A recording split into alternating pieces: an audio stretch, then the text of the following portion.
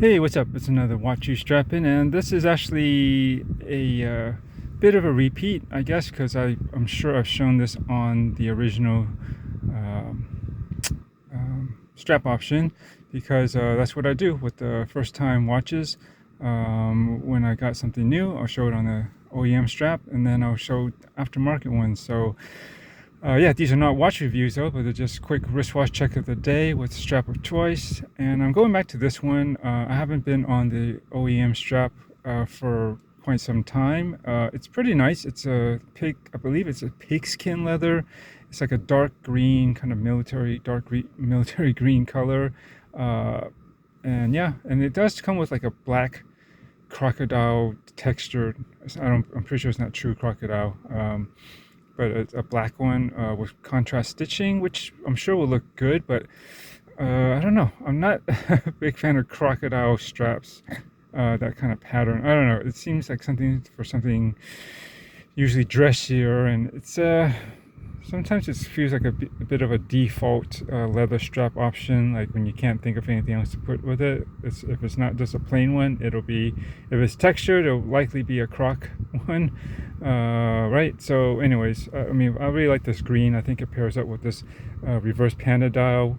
And this is kind of a 1 year reflection almost. I had this for, actually, get a little dust off here, about a year now. So I didn't think I'd be keeping it quite as long. Sorry, I'm trying to get some smudges off. Quite as long as I have. I thought I kind of thought it'd be a keeper, and then I thought, well, maybe because it is kind of a pricey one, maybe it might be worth it just to try it, have some fun, and then maybe part with it to get something else later. And I came close a couple of times, but I have to say, once I put it back on wrist, it just strikes me as such a cool and classy looking watch. And it just has class and this high-end feel to it and look, and I really like it. It's like not many of my watches necessarily give me quite that kind of feeling that this one kind of does. There's something a little bit extra special about this. Is a 60th anniversary piece, so that in itself is going to be kind of hard to get back. Although I have seen some people selling theirs and putting it up on secondary markets. So not everybody's keeping theirs. But for me, I like it. It's not a slim watch, not in the least. It's one of the thicker ones I have. But, as such, it actually wears a lot better than I think people give it credit for, at least when they just see the pure specs, 17 millimeters or almost, it's just shy of that thickness. But that's, I believe, including the domed sapphire crystal on the top as well as the bottom.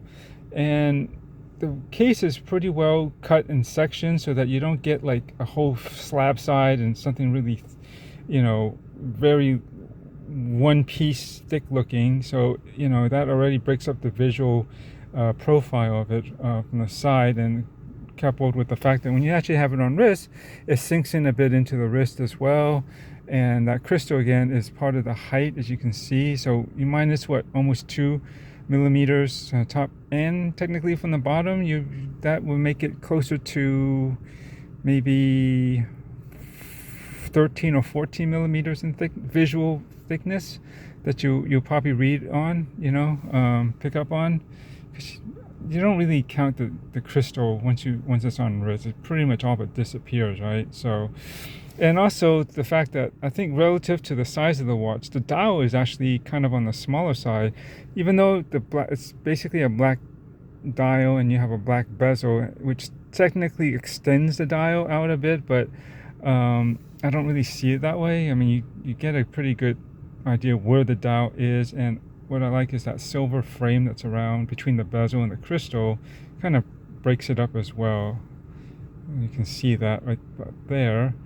And so it doesn't completely continue from dial to the outside, the bezel. So I don't know. Overall, I have no problem with it. I mean, I got tight sleeves, but it just goes, or at least it has some elasticity, right? But it's no problem getting this in, and just look, I just extend my arm and it kind of comes out, you're not going to really get this thing caught up on anything. And I think anyone that you know that has this or any kind of Sinn 103, which has basically the same measurements, will basically say that, I think most of them will say that it's not a thick watch. Well, it's not too thick of a watch. We'll say that it is thick, but it's not too thick where it's like it's cumbersome or it's, you know, otherwise unwieldy. No, in such a watch, it is going to be a bit top heavy, obviously, but not just the size, but the mechanics, the weight inside. You got to have the proper strap security on it. I mean, meaning it has to be not a tourniquet on your wrist, but you probably should just have it a little bit more secure and snug on the wrist to keep that weight well planted. Otherwise, if you go generally kind of loosey-goosey, you know, you can't do that. The weight's just gonna get thrown all over the place, and it's not gonna feel comfortable. But when you have it nicely secured and locked down, just enough, you know, enough so that your arm isn't, you know, becoming purple or you're losing any kind of circulation, it's just tight enough, and then holds it nice. It's pretty comfortable and it just wears pretty well, and it will keep it just that little bit closer to your wrist too, so it doesn't seem all that bad. Anyways, am I rambling? Probably. That's what I do. But yeah, this is a really good watch. I'm glad I kept it, and I'm trying to reduce my collection a bit. Yeah, I have my reasons, and I should get a state of collection as soon as I can stabilize my collection. But this and the other two chronographs. I mean, I'm trying to keep those trio of chronographs going because I think they offer something similar yet very unique to themselves. I mean, look at my video on the three chronographs that I have, including this one, a Ferrer Bernina chronograph Sport, as well as the Seiko SBEC 005. It's another limited edition. I believe it's a 50th anniversary piece for the speed timer. It's kind of it's a silver panda dial, let's say. Very nice. And those are the three that I really want to keep and hang on to because I do like my chronographs, and those three just seem to have the right, I don't know, mix, balance, and a uniqueness to them all, and all that. But anyways, okay, I think I need to get going soon. So that's about it.